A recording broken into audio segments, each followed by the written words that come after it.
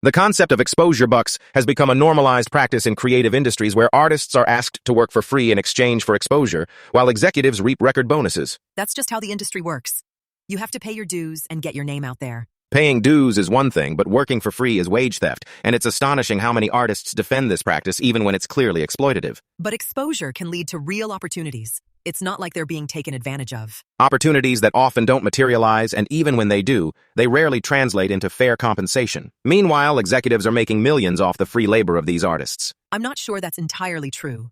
There are plenty of success stories where artists got their big break from working for exposure. Success stories that are exceptions rather than the rule, and they're often used to perpetuate the myth that exposure is a viable form of payment, when in reality it's just a way for companies to exploit desperate artists. But what about all the artists who are willing to work for free?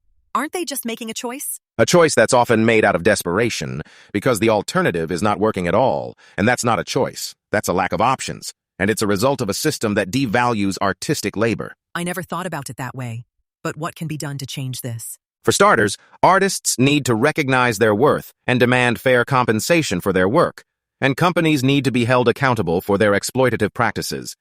It's time to stop normalizing wage theft in the creative industries. That's a pretty radical idea, but it's hard to argue with the fact that artists are being taken advantage of. It's not radical, it's just fair.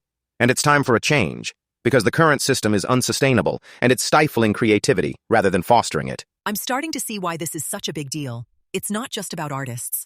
It's about the value we place on creativity and labor in general. Exactly. It's about recognizing that artistic labor has value, and that it deserves to be compensated fairly. Anything less is just a form of exploitation.